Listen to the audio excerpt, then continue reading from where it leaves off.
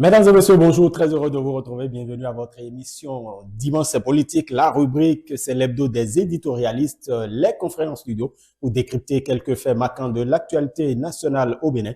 Merci de nous suivre un peu partout. Merci de nous suivre également sur nos différents canaux digitaux, notre site internet www.etelebénin.com. Vous avez notre chaîne YouTube Etelebénin, sans oublier notre compte Inst et notre page Facebook. Trois sujets abordés à la faveur de l'hebdo des éditorialistes de cette journée dominicale. Nous parlerons des 9 ans de gouvernance de Patrice Talon. Qu'est-ce qui a fondamentalement changé? Vous écouterez donc nos éditorialistes à ce sujet. Et le deuxième sujet, c'est le code électoral. Aladati, donc, a organisé une séance d'échange au profit des citoyens béninois, des acteurs de la société civile, des acteurs politiques et bien d'autres personnalités. Donc, nous allons pouvoir analyser ensemble les déterminants et enjeux du code électoral. Nous allons finir par cette décision gouvernementale qui fixe la liste des fonctions politiques dans le cadre des avancements automatiques d'échelon et de grade. Voilà ce qui nous rassemble pour ce numéro de l'hebdo des éditorialistes. Je vous présente mon premier invité. Il a nom Seth Anselme Atemi. Seth Anselme Atemi est journaliste indépendant. Bonjour Seth. Bonjour Romuald, bonjour aux amis téléspectateurs de E-Télé, je suis content d'être là. En tout cas, nous sommes très heureux de vous avoir avec nous. Merci pour votre disponibilité. Joël Émeric Alagbé, il est le directeur de publication du quotidien L'Emblème du jour. Joël Émeric Alagbé, bonjour. Bonjour Romuald, bonjour chers téléspectateurs, chers confrères, et merci d'être avec nous. Et je vais profiter pour inviter en même temps ceux-là qui n'ont pas encore allumé la télé, d'allumer la télé pour pouvoir nous suivre. En tout cas, certainement, s'ils vous entendent, c'est qu'ils ont déjà allumé E-Télé. Abel Dako, il partage ce plateau également avec nous. C'est un habitué également de ce plateau de cette rubrique l'hebdo des éditorialistes. Il est journaliste correspondant de FM Liberté. Abel Dako, bonjour. Bonjour Romuald, oui. C'est toujours un plaisir de me retrouver sur ce plateau. Merci pour la confiance renouvelée. Voilà. Le 6 avril 2025, cela faisait donc 9 ans de gouvernance pour le président Patrice Talon. Et nous nous rappelons encore de son premier discours d'investiture donc à Porto Novo. Et puis, quand on fait quand même une rétrospection, qu'est-ce qui a fondamentalement changé? L'on pourrait se poser cette question. Et à la sortie de ce premier sujet, certainement, vous aurez des réponse à cette question. Abel Dako, 9 ans de gouvernance de Patrice Talon, qu'est-ce que vous retenez? Ce sont 9 ans de profonds changements, 9 ans de ce que désormais le Bénin est une destination sûre. Ce sont 9 ans de ce que désormais le Bénin est un label. Un label sur, de mon point de vue, sur tous les plans. Parce qu'en 9 ans, le gouvernement de notre pays à sa tête, le président Patrice Talon, a touché pratiquement à tous les secteurs vitaux du Bénin. Disons du secteur le moindre emblématique jusqu'à ce que jusqu'au secteur les plus vendables. Donc, pour moi, c'est un bilan très positif. J'écoutais la dernière fois quelqu'un qui dit, quand je suis revenu au pays, et c'est un pari que j'ai perdu parce que mes frères me l'ont dit, si tu arrives à reconnaître la maison facilement, et là, tu auras tel prix. Il a dit, je le ferai. Mais c'est un pari qu'il a lamentablement perdu. Il est passé une fois devant sa maison sans savoir que c'est un exemple parmi tant d'autres pour dire combien de fois en 9 ans le Bénin a véritablement changé. Très bien. Le Bénin a-t-il changé, Joël Émeric Alagbé? Le Bénin a changé en commençant d'abord par le cadre de vie. Et en prenant le cadre de vie, vous savez que moi je réside à Porto Novo. Avant, quand tu quittes Porto Novo pour Cotonou, il faut faire 1h30. Aujourd'hui, c'est 30 minutes. Et c'est parce qu'ils n'ont même pas encore fini. Quand ils vont finir, on fera même moins de 30 minutes. Donc ça veut dire que cela a changé. Une fois à Cotonou, quand tu veux venir à E-Télé, l'accessibilité n'était pas bonne. Mais aujourd'hui, il faut voir, tu passes pas, elle dit, sur la voie bitumée. Elle dit, le cas de vie, même de E-Télé, de ceux qui y vivent, et au niveau de Figueroa aussi, ça change. Et c'est un peu partout au Bénin. Qu'est-ce que je veux dire par là? Je vais commencer par des exemples. Et ces exemples-là, ça devrait normalement nous faire réfléchir. Quand quelqu'un fait bien, il faut dire que la personne fait. Aujourd'hui, quand tu es à la maison, tu peux commander ton certificat. Comment on appelle? Vous voulez parler de... Je veux parler les pièces administratives. C'est-à-dire, avant, on va au tribunal, on va s'aligner pour commander le casier judiciaire. C'est un problème. Certificat de nationalité, c'est un problème. Pour CIP aujourd'hui, certificat, l'autre là, d'identification personnelle. Identification personnelle et tout ça. Quand on regarde tout ça, on peut tout faire en ligne. On fait payer en ligne. Difficile avant de se faire réaliser un passeport. Aujourd'hui, tu prends le rendez-vous en ligne. Et notre pays est numérisé. Le Bénin est devenu un pays numérique. Tout ça. Je mets tout ça de côté. Aujourd'hui, il n'y a plus, comment on appelle, de la bassine derrière les ministères où il y a l'argent dedans, on met la main dedans comme on veut. Donc, avant, il y avait des bassines avant. Pourquoi je dis ça? Parce que nous avons compris que avant là, tu peux être à une mission à Grand Popo et être aussi en même temps sur la même mission, même heure à Ouida, à Keto, à Porto-Novo et à Parakou, à Manaville. C'est-à-dire si le ministère, lui seul, a 10 missions dans une même journée, une seule personne est sur ces 10 missions-là. Et il dit, le pays est là, on profite. Il a fallu qu'on réorganise tout ça. Pour que d'autres disent que c'est un peu dur et autres ne trouvent à côté. Il n'y a pas ce fonctionnaire béninois aujourd'hui, il va dire, la date à laquelle on me vit, ça a dépassé de 2 jours. Jamais. Ils sont toujours virés, ils sont toujours payés. Donc ça veut dire que ça a changé. Ce qui a véritablement encore changé, c'est le volet spécial que le chef de l'État et son gouvernement ont donné pour la lutte contre la corruption. La lutte contre la corruption. Ce que tu peux faire avec 10 francs, on va au lieu que tu aies payé ces 10 francs, tu es tranquille pour prendre ton truc à bonne date. On va attendre que tu mettes une brique sur quelque chose. On a l'habitude de dire brique sur quelque chose pour pouvoir faire avancer ça. Ou demander aux gens de bien faire. Aujourd'hui, ce n'est pas ça. Tout a un délai. Ça ne doit pas dépasser le délai. Très bien. Et donc, pour vous, il y a tellement de choses qui ont changé. On va revenir sur certains aspects. Je voulais même dire quelque chose. Aujourd'hui, ce qui a véritablement changé, c'est quand vous écoutez la télévision nationale, les autres chaînes de télévision privées et autres, ceux qui y travaillent, vous allez constater que le débat est ouvert, que ce soit aux mouvanciers, aux opposants, ceux de la société civile, tous ceux-là qui veulent intervenir, on permet à tout le monde d'intervenir. C'est ça qui a changé. Très bien. Merci beaucoup à vous, Joël Émeric Alagbé. Quels sont ces secteurs-là, quand même, qui vous ont marqué personnellement, cette ancienne Matémi? Je sais que Patrice Talon, quand il prononçait son discours en 2016, il faisait de ce que, il prenait justement langue avec les Béninois de ce que l'énergie et l'eau sont donc des priorités pour lui. Quand vous prenez du recul, qu'est-ce que vous voyez? Sur le point de l'énergie et de l'eau, quand on prend du recul et qu'on observe, je trouve que des réussites ont été faites. Encore mieux au niveau de l'énergie, je dirais, qu'au niveau de l'eau. Aujourd'hui, des travaux sont en cours pour que les Béninois au plus profond du Bénin, dans les hameaux, soit-il, puissent avoir de l'eau potable. Sur ce point de vue, on peut peut-être ne pas avoir à se frotter les mains et à se satisfaire ou à s'autosatisfaire, pas comme dans les autres domaines.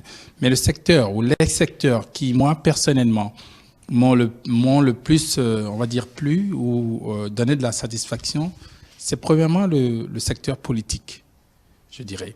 Quand vous observez, par exemple, la façon dont les choses ont été faites au niveau de notre système politique aujourd'hui, c'est une réorganisation totale. C'est vrai, on ne peut pas faire d'omelette sans casser des œufs. C'est vrai qu'il y a des mécontents. Mais quand vous observez, tout est tellement super bien structuré que l'on sait exactement la façon dont les choses doivent se dérouler dans le temps qui arrive automatiquement.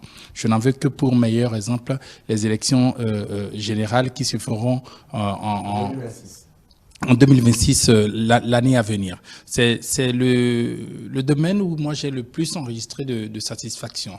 Un autre domaine, c'est le domaine numérique. Le confrère en parlait tout à l'heure.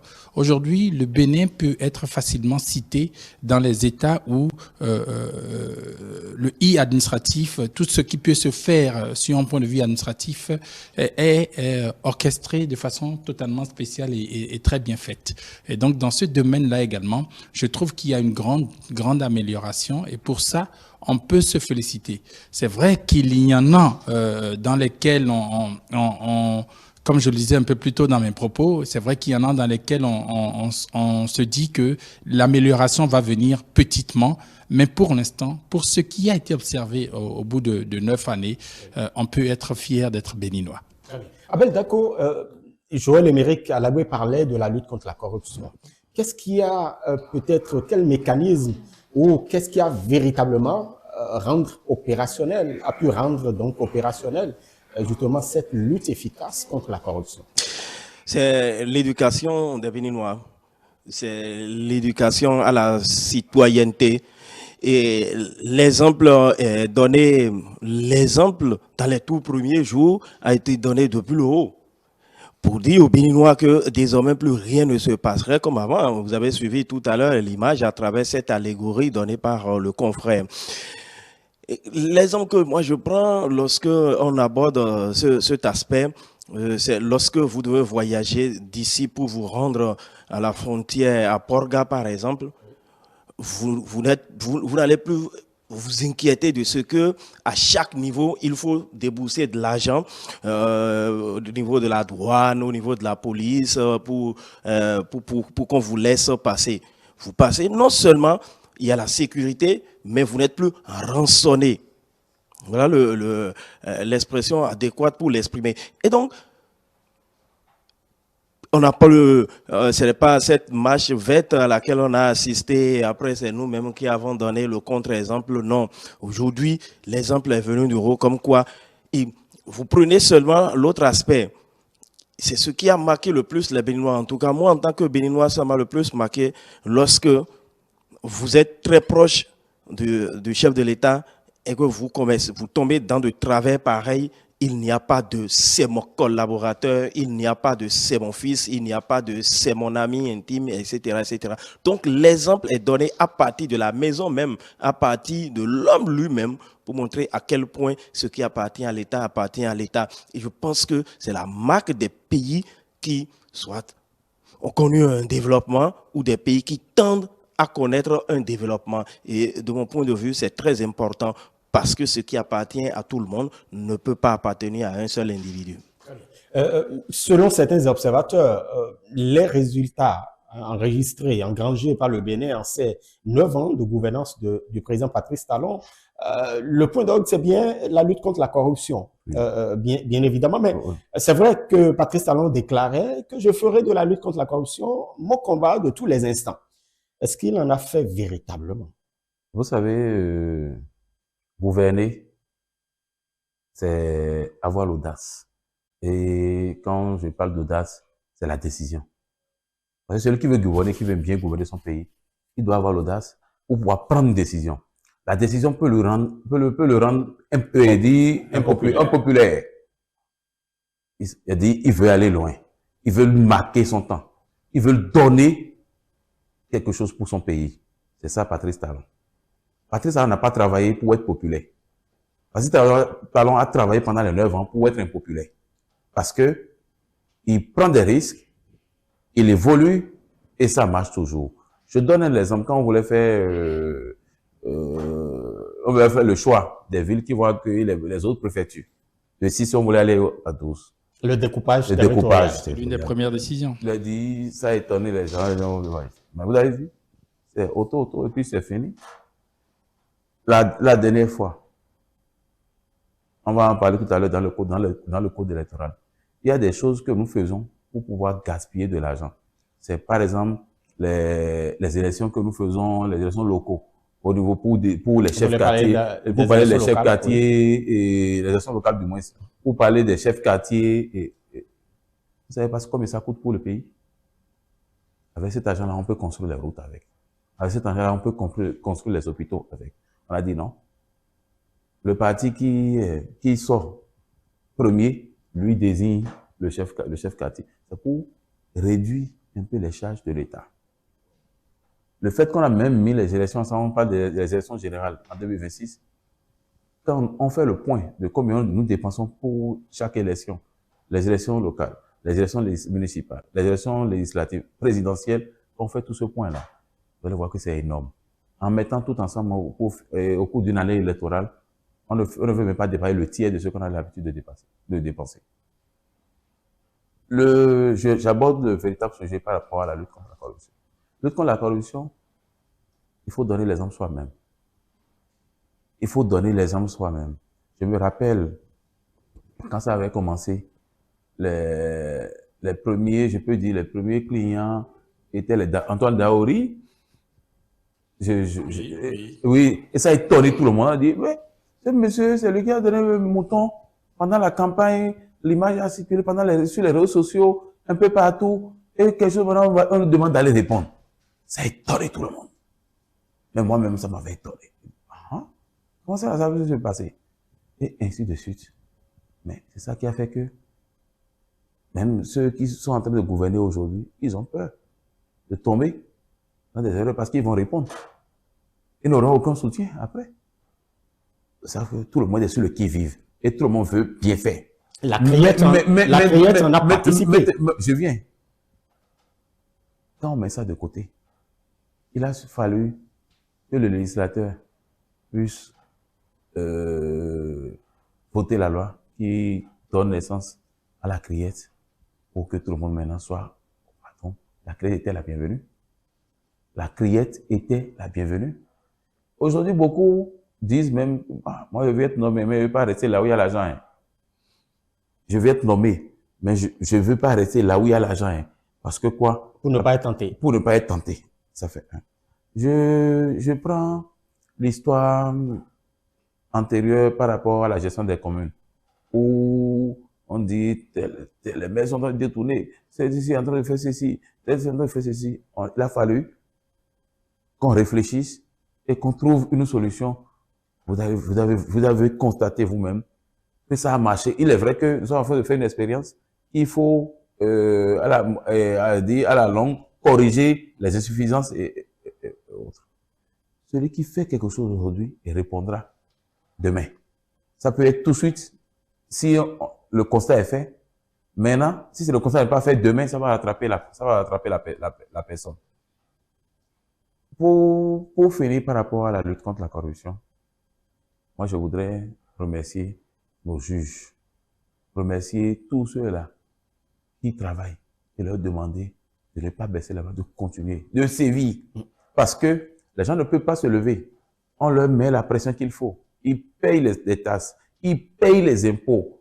Et on va investir dans tel domaine et d'autres seront là en train d'amasser et autres. Au moins, ceux-là qui contribuent pour le développement de leur pays, ils ont des têtes. Leurs têtes vont même poser des questions à ceux-là qui le font. Donc, quand on fait, on interpelle les gens et autres, les gens disent non, on fait l'acharnement, on fait ceci et autres. Mais calmez-vous. Vous ne savez pas que c'est ce que vous payez là. Ce que vous payez là. C'est ça, les gens sont en train de bouffer. Très bien. Et c'est ça que le gouvernement et la justice béninoise, ils sont en train de défendre aujourd'hui.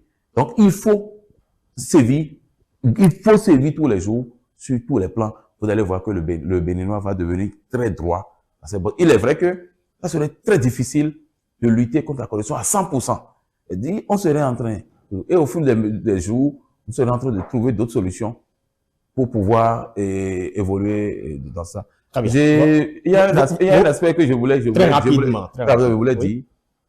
Hier, tu n'es pas un jeune pour aller t'asseoir dans un restaurant ou bien dans un bar en disant je veux prendre un petit pot rapidement et partir, nous journalistes. Mais tu verras tes petits frères et autres en train de sauter les bouteilles de champagne, en train de se laver, de se verser sur la tête de Is, ou de se verser par terre, en train de dire, on demande, on met une bassine avec Henken rempli, alors que tu les vois dans le quartier, ils ne font rien. C'est ça la lutte contre la cybercriminalité. Au moins, au ça là, cette lutte, il faut féliciter le gouvernement, parce que ça a commencé par éduquer. Et j'ai vu beaucoup, ceux-là qui ne sont pas arrêtés là, ils ont commencé par se discipliner. Se reconvertir. Et se reconvertir. Et beaucoup ont commencé par faire des formations. D'autres sont allés à l'apprentissage en même temps. On voit que, là-haut, le truc est en train d'aller là. C'est très sérieux. Et donc, c'est très sérieux. Voilà, la lutte contre la cybercriminalité. Il y a quand même, puisque ce n'est pas loin, hein, puisqu'on parlait, Abel Dako parlait de la sécurité. Vous savez que l'une des choses qu'a apporté le gouvernement du président Patrice Talon, c'est la fusion entre la gendarmerie et la police nationale. Beaucoup étaient sceptiques de ce que ça marcherait quand on aurait une police républicaine qui est responsable et qui apporte énormément à la sécurité du pays. J'étais dans ce sceptisme-là également, moi qui suis devant vous. Et aujourd'hui, on se rend compte que cette fusion n'a apporté que du bonheur au pays. Enfin, c'est vrai qu'elle a mis du mal à pouvoir prendre véritablement. C'est vrai que entre anciennes corporations, il y a également eu des guéguerres et tout, mais c'est normal que cela puisse prendre du temps avant de pouvoir rendre.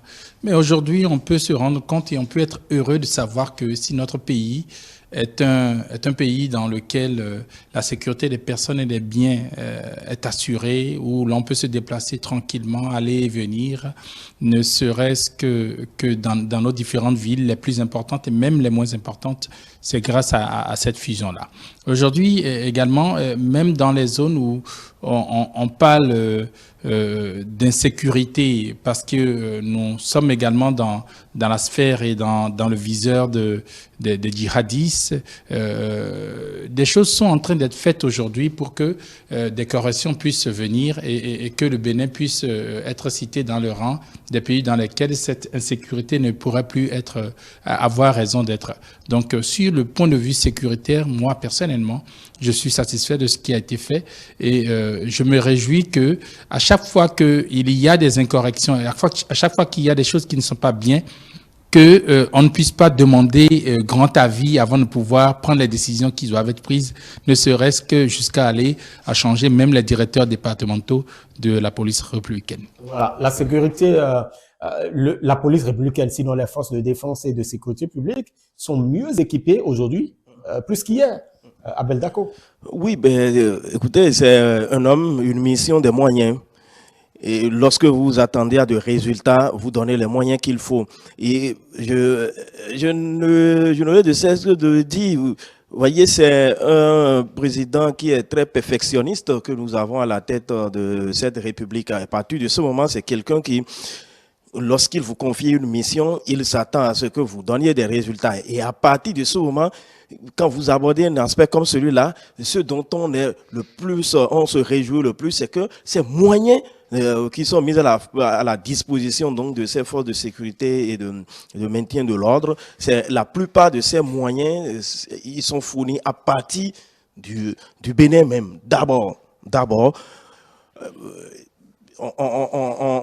toute une vie ne suffira pas pour citer ces moyens qui sont donnés soit à la police républicaine, soit aux sapeurs-pompiers qui interviennent plusieurs fois aujourd'hui lorsque des situations se produisent, surviennent au sein de la population. Autrefois, vous appelez les sapeurs-pompiers, les gens mettent du temps à décrocher, ils n'ont pas de moyens. Et ça, ils vous le disent carrément. C'est l'installation de points d'eau aujourd'hui pratiquement dans des zones qui sont très proches de la population. Vous vous rappelez de cet événement-là qui malheureusement est survenu à Akpakpa, l'explosion dans cet immeuble-là. Regardez combien de fois ces éléments de lutte contre le feu sont descendus très rapidement et ont pu maîtriser la situation. Et ça, il faut le dire, c'est parce que les moyens existent véritablement aujourd'hui.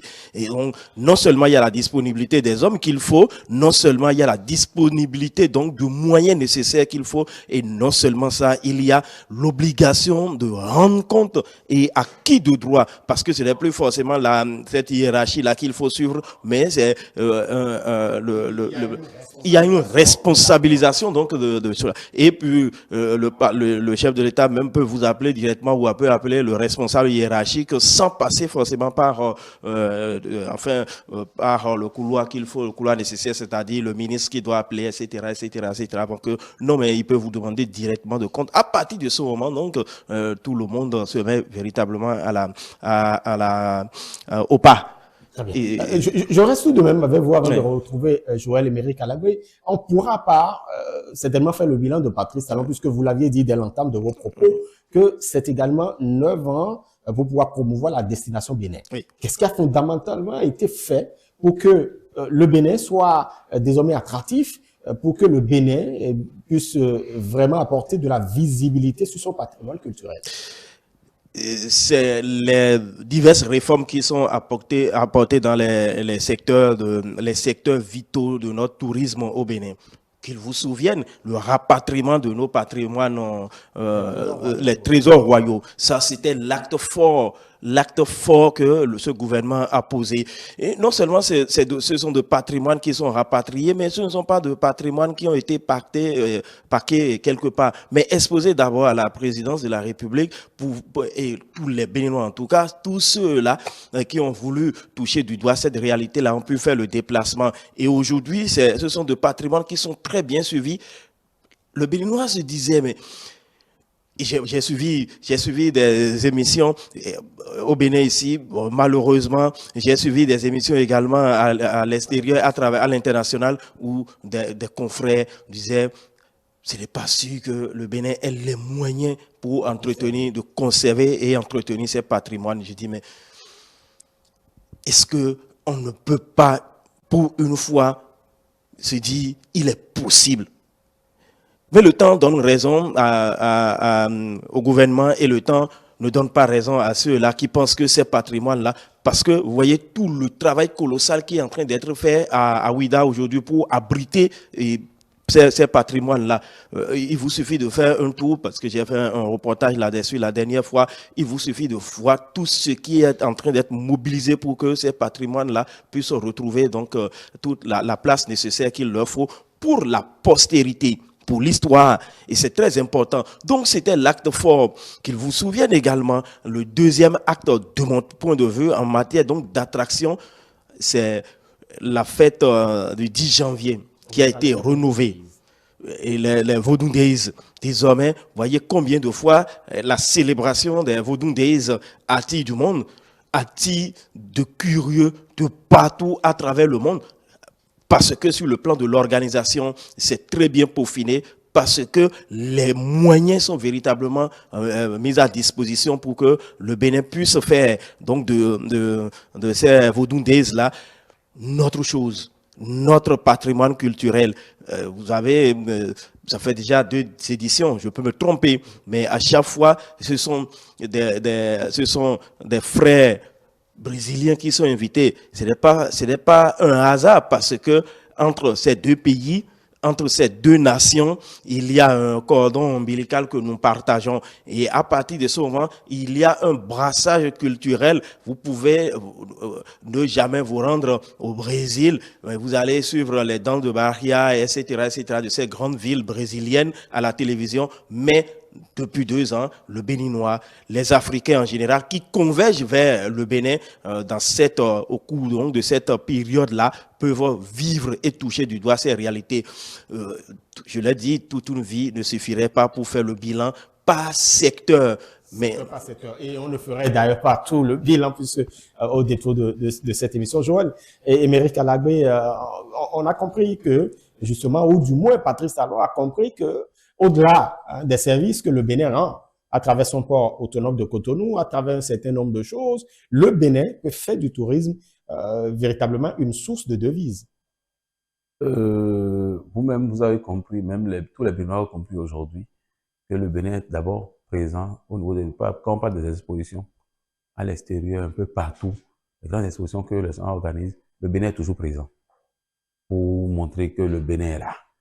En dehors de ça, quand vous prenez notre tourisme aujourd'hui, le gouvernement a mis un accent particulier et beaucoup de choses se réalisent par rapport au tourisme un peu partout. Et on n'a encore rien vu.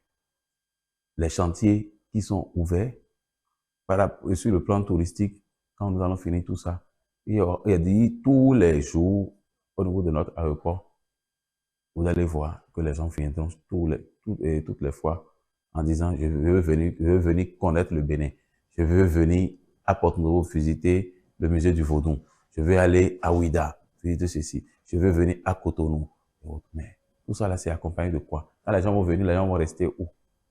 C'est ça le plan du gouvernement, c'est ça Sofitel. Et ce n'est pas encore fini. D'autres viennent d'être lancés.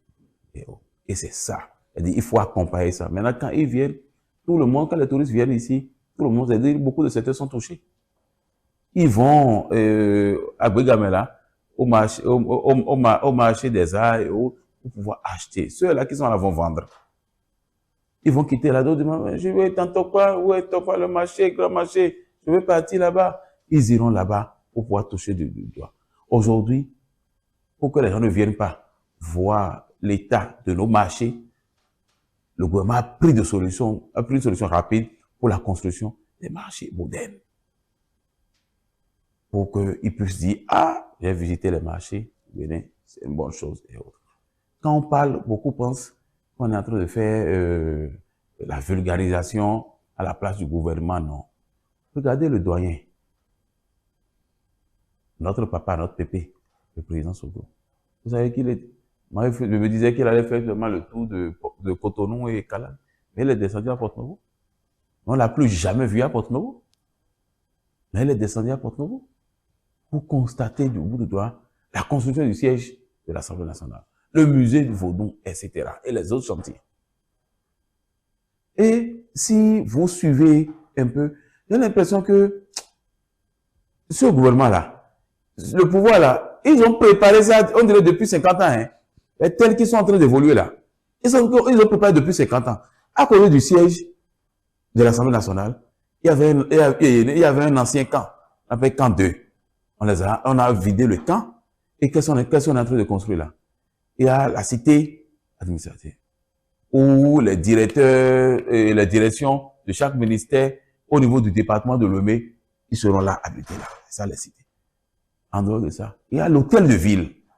Parce que, qu'on le veuille ou non, la seule ville dont le nom est cité au niveau de la Constitution. Toujours, hein, il le dit. Il le dit toujours. Oui, au niveau de la Constitution, c'est la ville, c'est Porto-Novo. Parce que c'est la capitale politique. C'est la capitale. Non, c'est pas la capitale, c'est pas la politique. C'est la capitale. D'accord. Non, je viens, c'est la capitale. Et il sait, pour vendre l'image d'un pays, notamment la capitale. Et ce qu'il a dit, depuis le 6 avril 2016, moi, je pense qu'il est en train de respecter cela. Et c'est dans toutes les communes. Dans quelle commune vous allez partir aujourd'hui, ça n'a pas dit, les 9 ans de gouvernance de gouvernement de la rupture, là, la commune n'est pas impactée. Très bien. Aujourd'hui, quand vous entrez dans les maisons, vous avez l'eau, les bois. Quand vous entrez dans les chambres, même les chambres qui sont sans fenêtre, il y a l'énergie. Ceux qui n'ont pas encore, vous allez constater que les produits sont en cours, on est en train de faire beaucoup d'extensions. Et il a mis un accent particulier par rapport à l'eau, comme tu l'as dit tout à l'heure, par rapport à l'eau et par rapport à l'énergie. Aujourd'hui, pour quelqu'un, l'eau, chambre, il va demander d'abord, est-ce que vous avez l'eau? Il faut mettre, comment on appelle? Forage? Non, pas forage. Il y a pas forage, on peut pas marcher à Cotonou. Il y a un appareil là, j'ai oublié le nom. Il faut mettre sur le compteur d'eau pour pouvoir attirer plus d'eau. Sinon, c'est souvent la nuit que les gens ont l'eau. Ils mettent l'eau dans des bassines, dans les bols et autres pour pouvoir stocker l'eau. Mais aujourd'hui, qu'est-ce que le gouvernement est en train de faire pour désengorger un peu Cotonou? Le gouvernement est en train d'amener de l'eau, parce qu'il y a de l'eau à Porto-Novo, en Pagogo. Ils sont en train de tirer l'eau de Porto-Novo pour servir ceux d'Akwakwa. Ils sont en train de tirer l'eau de Calavi pour servir ceux de Cotonou 2. C'est-à-dire Cotonou, ils ont divisé en deux. ceux de la 16e qui sont tirés de l'eau de Calavi pour pouvoir les servir et tirer l'eau de Porto pour servir ceux-là. Ça veut dire que c'est réglé. Nous avons la solution autour de nous, mais il suffit seulement de réfléchir pour savoir comment faire. Très bien. Joël Émeric Alagbé, nous sommes en train de finir avec ce premier sujet, parce que c'est quand même un bilan que nous faisons des 9 ans de gouvernance de Patrice Talon. Quelles sont les pistes où on pourrait améliorer des choses? Ce qu'on peut améliorer, que le gouvernement peut améliorer, c'est de toujours continuer dans ses engagements. Et au niveau des entreprises, ceux-là à qui les marchés sont affectés, qui sont en train de réaliser les infrastructures, il faut leur tenir rigueur, leur mettre la pression pour qu'ils puissent finir les travaux dans un délai. Le délai est prescrit, ça fait un. Secondo, en dehors de ça, l'entretien, il faudrait qu'on mette un accent particulier sur l'entretien. Ça se passe. Aujourd'hui, quand tu as une nourriture dans ta main, qui tombe sur une voie de Cotonou, Porto-Novo, à la VO, tu peux prendre. Parce que c'est toujours balai, c'est toujours propre. Les communes du Grand Okoué. La commune du Grand Okoué. Mais il faut étendre ça vers d'autres communes par rapport au ramassage des déchets. Par rapport à la société de gestion des déchets. Il faut étendre aux autres communes. En dehors de ça, le gouvernement doit continuer par évoluer surtout dans le secteur sanitaire par rapport à ce qu'on a construit à Calaviki, qu'on appelle le CHIL, qu'on appelle CHIL là. Le chic. Du moins, qu'on appelle chic, du moins. Ce chic là, qu'on a mis à Calavi là. Moi-même, je vais chic dans mes 2 grands départements, le plateau. Très bien. C'est pas fini. Vous n'allez pas tout dire. Vous n'allez pas tout dire. Aussi, eux aussi chic. Donc, nous là, on préfère que le gouvernement puisse continuer pour que nous ayons d'autres infrastructures. Parce que le chef d'État ne travaille pas parce qu'il est à 1 an du départ. Il travaille pour la prospérité. Il travaille pour que d'autres personnes puissent venir continuer. Parce qu'il continue toujours de lancer les travaux. Voilà. Merci beaucoup. Oui, des pistes d'amélioration. Oui, des pistes d'amélioration, notamment au niveau du sport. Que des choses puissent être faites davantage dans ce domaine-là.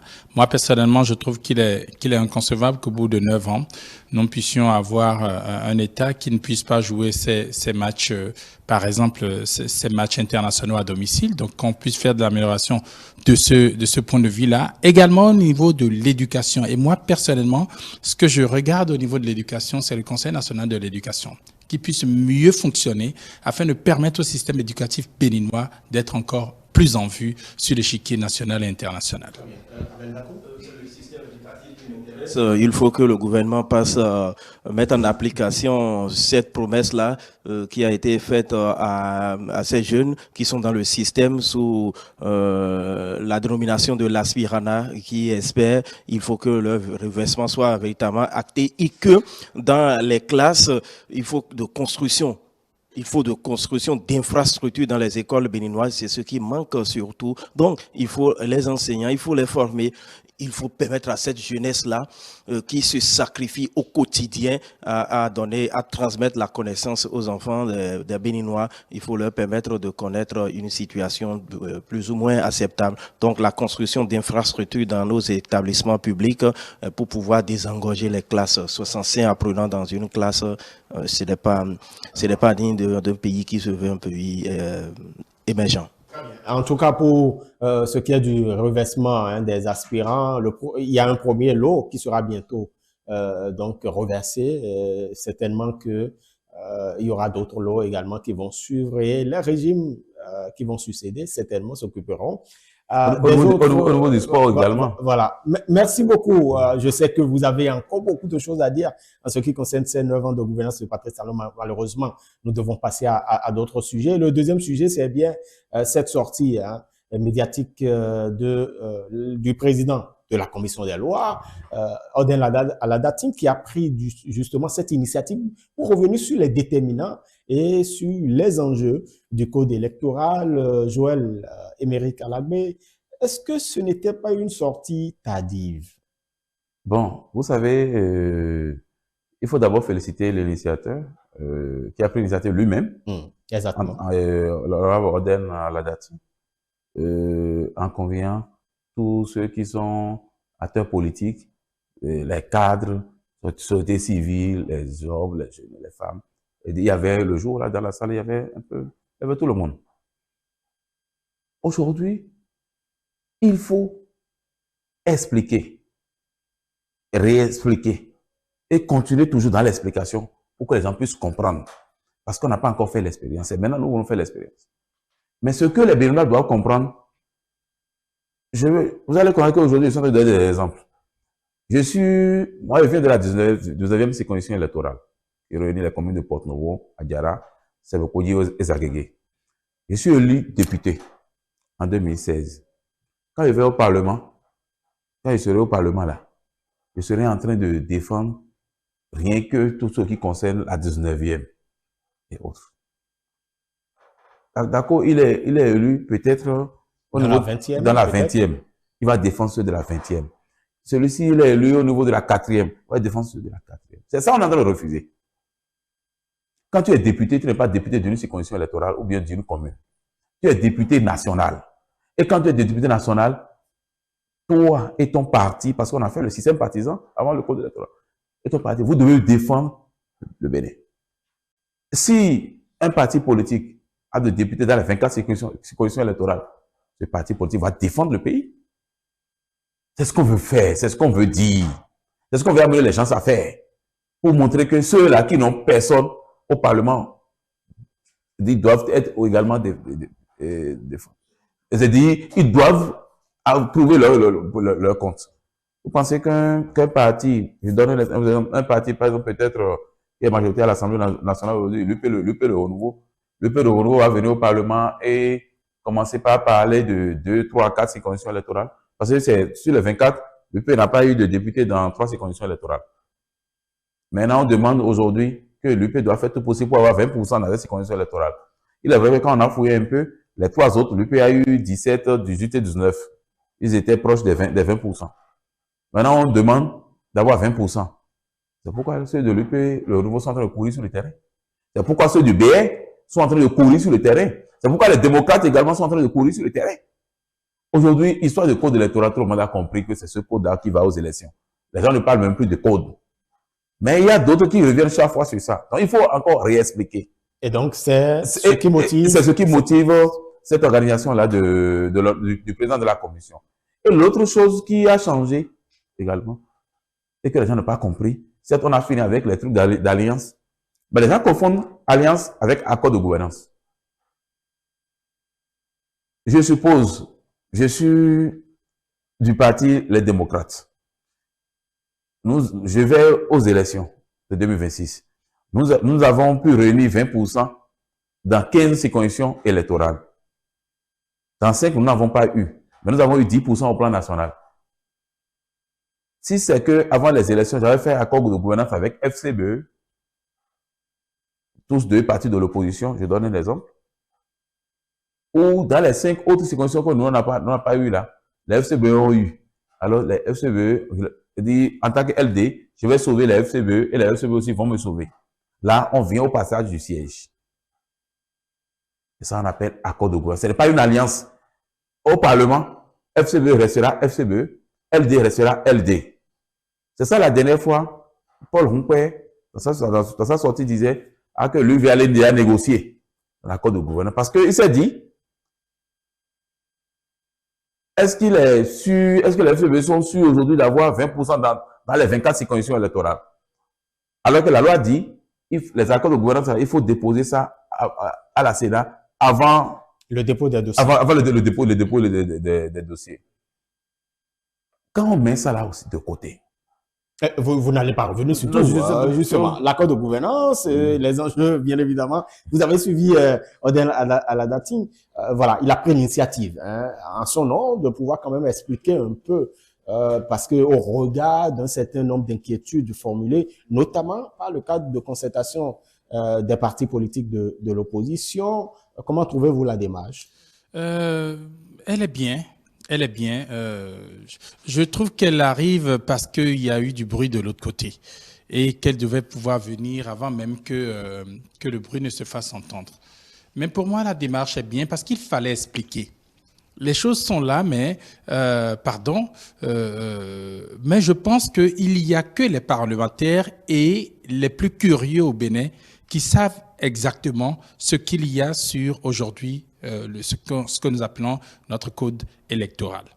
Donc, il faut qu'au-delà de ceux-là, la partie civile, les populations, les dignitaires, ou même le Béninois lambda, comme on aime appeler le plus petit d'entre nous, que tout le monde puisse être informé par rapport à ce code électoral-là et savoir ce sur quoi nous serons désormais régis. Donc, c'est important de pouvoir le savoir. C'est important de pouvoir le savoir pour pouvoir mieux faire tout ce que j'appelle aujourd'hui les orchestrations avant que l'échéance de 2026 ne puisse arriver. Parce que ce sera une échéance générale, c'est la première fois que ça arrive dans ce pays. Il y a beaucoup de choses, ma foi, qui ont changé par rapport au code électoral. Donc c'est bien. Je trouve que ça arrive un peu tardivement, mais c'est bien que cela arrive maintenant. Et ce serait davantage bien que cela puisse se faire à nouveau, peut-être dans d'autres langues du pays, des langues qu'on pourrait appeler nos langues locales, nos langues nationales, si vous voulez. Très bien. Abel Dako, l'enjeu, le gros enjeu, c'est que nous allions à de gros ensembles, parce que avoir pour Oden Aladati, avoir un code qui ne pense pas à pouvoir amener les gens à se rassembler, ça pourrait fragiliser les partis. Les grands partis que nous avons aujourd'hui, l'UPR, le BR et les démocrates par ailleurs ou d'autres partis. Et donc, au vu de cet enjeu, il faut pouvoir corser un peu les dispositions du code électoral. Oui, il faut corser les dispositions du code électoral parce que il ne servirait à rien que nous retournions dans ce que nous vivions avant 2016 où nous avons des micro-partis politiques et c'est paix son âme, le président Jacques Chirac qui, en parlant des partis politiques en Afrique, disait que, je le cite, l'Afrique n'a pas de partis politiques véritablement, mais n'a que de clubs électoraux. Et donc, fin de citation, pour ne pas en arriver là, il faut que la situation, enfin, que les dispositions soient corsées pour baliser permettez l'expression, ces prostitutions politiques que nous enregistrons sous nos cieux et en Afrique en général, malheureusement. Donc moi, je trouve que c'est une bonne disposition et cette sortie médiatique, il a fait... Ça ne reçoit pas l'assentiment de l'opposition. Qu'est-ce que vous voulez? Ça ne peut pas recevoir l'assentiment de l'opposition parce que, et j'aime bien la démonstration que Alagbe a faite tout à l'heure, parce que justement, cette opposition, c'est que il va lui être difficile de mobiliser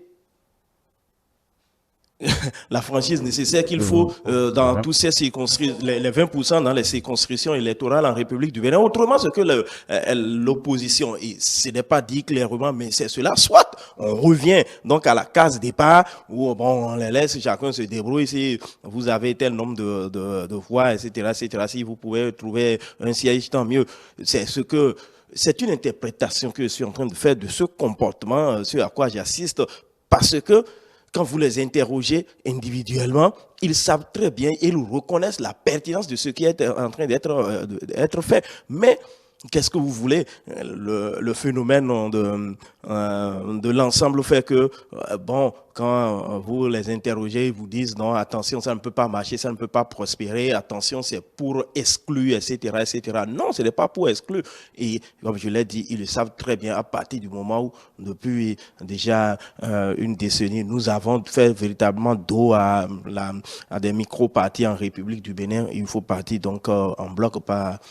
Est-ce que cette sortie de Oden Aladati, pensez-vous que ça me fait peut-être à la polémique, aux formules ou à la formule de demande donc de relecture du code? Écoutez, ça ne va pas mettre fin parce que même s'il sort une fois, le problème va se poser une fois. Il est écrit dans les Saintes Écritures que ceux qui ont les oreilles pour entendre, entendent, et que ceux qui ont les yeux pour voir, voient. On va foncer. Enfin, quand je dis on va foncer, il faut que le pays fonctionne. On ne peut pas tout le temps patiner, on ne peut pas faire du surplace, on ne peut pas, il faut qu'on évolue. Donc cette sortie-là, ceux qui ont compris, et je pense que l'essentiel des Béninois, enfin la majorité des Béninois est en train de comprendre le mode de fonctionnement, ce à quoi nous-mêmes ce à quoi nous avons adhéré. Et donc, pour le reste, ça viendra, ou ils vont comprendre à leur dépens plus tard. Et comme l'autre là, vous me le permettrez, c'est qu'aujourd'hui, il faut passer à la vulgarisation à travers donc que ce message-là passe dans nos langues et sur les chaînes de proximité. Il faut qu'une vulgarisation soit véritablement faite pour que jusqu'aux confins du pays, ceux-là qui ne comprennent pas la langue française puissent accéder à ce message-là et l'incorporer. Bon, vous savez que moi, je suis un peu direct. Pour moi, c'est que ce débat-là, c'est clos.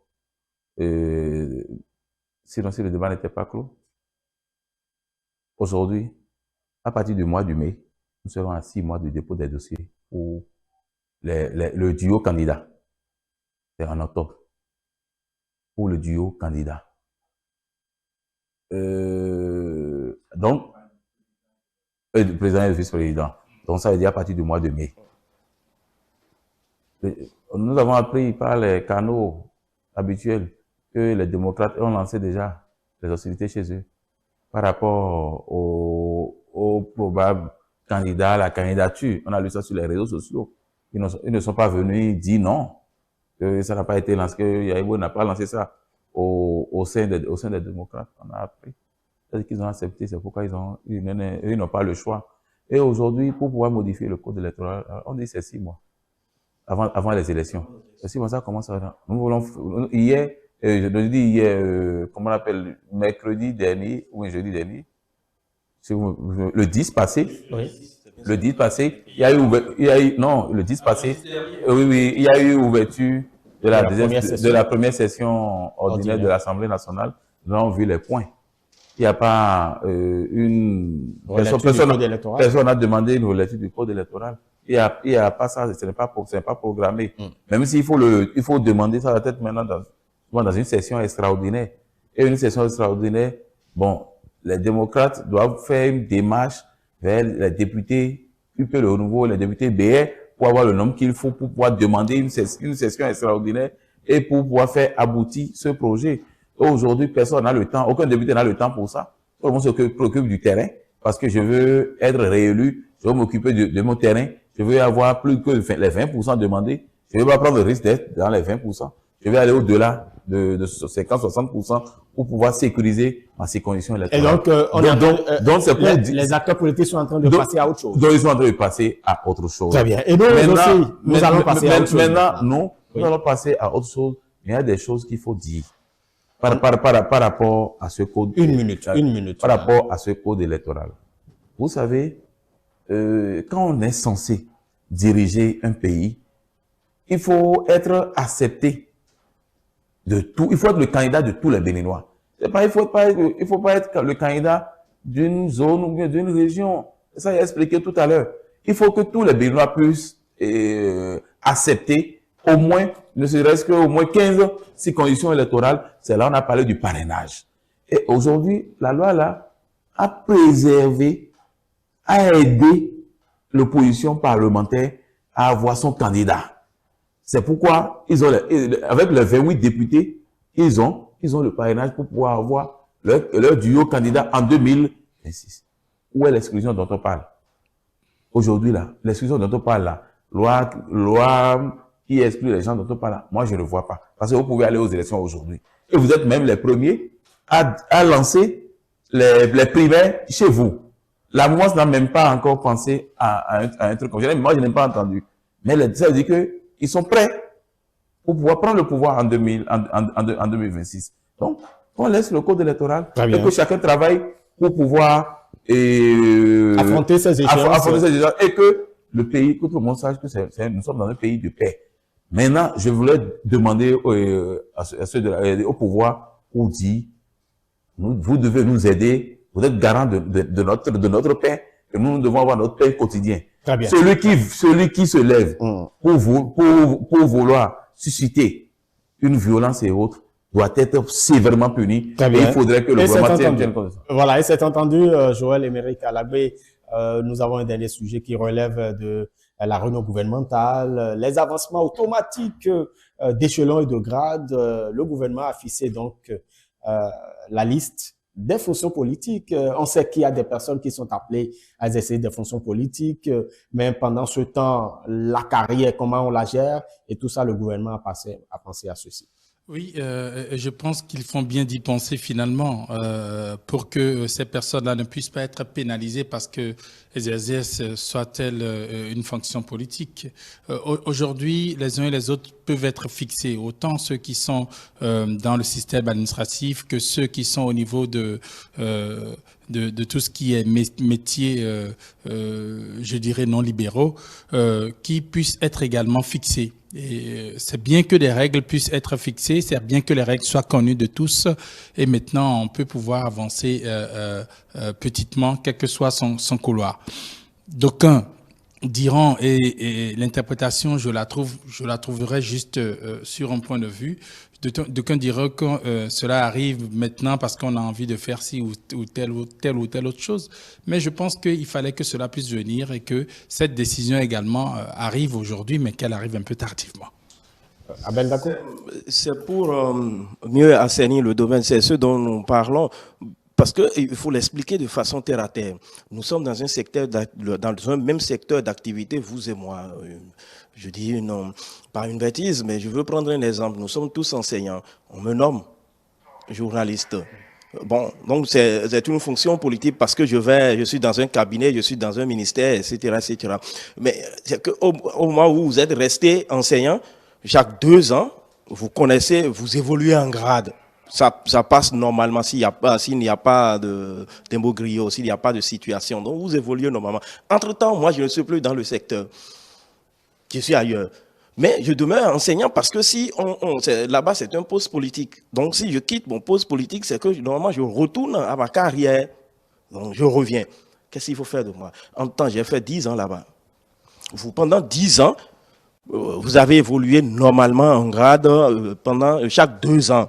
Donc, que faut-il faire de moi? Donc, il faut retourner en arrière pour voir, mais là, ça devient compliqué, les calculs deviennent très compliqués au niveau du ministère, de la fonction publique, au ministère de l'économie et des finances. Et donc, j'ai trouvé que cette décision vient régler ce problème-là. Dès que vous finissez, vous retournez normalement à vos anciens amours et puis tout se passe normalement sans ambiguïté, sans que des calculs ne soient.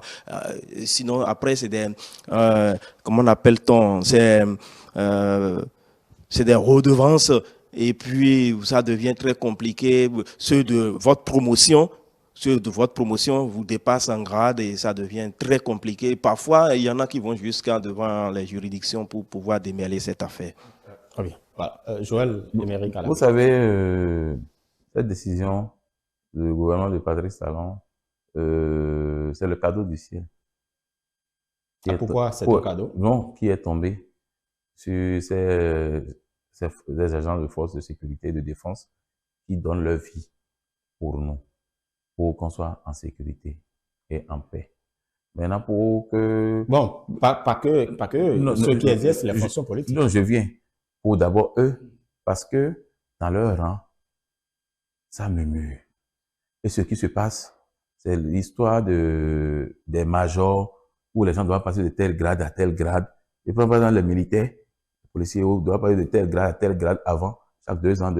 Après, on a créé maintenant un truc de major, un truc de ceci et autres. Je crois que c'est l'occasion pour pouvoir corriger ça, pour que les gens se donnent maintenant au travail, parce que c'est ça le découragement au niveau de l'armée et autres. Mais en particulier, c'est ça. Donc, c'est l'histoire de major qu'on a créé avant, là, qu'on puisse profiter de ça et corriger cela. Ça fait un. Secondo, ceux qui exercent, ceux qui ne sont pas de l'armée, qui occupent d'autres postes politiques et autres. Il est vrai que à des postes politiques, si on te nomme à un poste politique, ça veut dire que là où on t'amène maintenant, c'est plus juteux que là où tu étais avant. Bon, pas toujours. Mais maintenant, non, quand on mesure le pourcentage, c'est élevé. Maintenant, on quitte là, on revient un peu en arrière, tu reviens et tu es toujours là où tu étais. Ça veut dire que celui que nous avons, le réformateur que nous avons mis à la tête du pays, c'est quelqu'un qui écoute. C'est pourquoi à chaque fois, il trouve toujours des solutions. Même si c'est une solution tardive, là, il trouve toujours des solutions pour pouvoir corriger ce qui a corrigé. Ça veut dire qu'il est à l'écoute de son peuple. Il est à l'écoute de ceux-là qui croient toujours à lui. Très bien. Donc, je les félicite, je les encourage à évoluer. Parfait. Très bien. De toute façon, la liste des fonctions publiques politiques, des fonctions politiques sera bien connue pour qu'il n'y ait pas d'abus, et ça a été précisé d'ailleurs dans le relevé du Conseil des ministres. Merci beaucoup, chers confrères, hein, pour avoir participé aux discussions de ce jour. Joël Émeric Alagbé, donc directeur de publication du quotidien L'Emblème du jour, et c'est Anselme Latemi, journaliste indépendant. Merci beaucoup. Abel Dako, merci également à vous. Vous êtes journaliste correspondant de FM Liberté. Mesdames et messieurs, merci également à vous de nous avoir suivis de bout en bout. C'est la fin de votre rubrique L'Hebdo des éditorialistes pour le compte de ce numéro de cette journée dominicale. Merci donc pour la disponibilité renouvelée à nos programmes. Vous restez connectés à nos différents canaux digitaux. Nous avons notre site internet www.etelebene.com, notre chaîne YouTube Etelebene, sans oublier notre page Facebook et notre compte Ins. Vous pouvez télécharger également nos applications mobiles via App Store et Play Store. Voilà, espérons vous retrouver dimanche prochain toujours pour le même plaisir. On va se retrouver donc incessamment également dans la semaine sur nos antennes. D'ici là, portez-vous bien. Agréable suite de journée à chacun et à tous.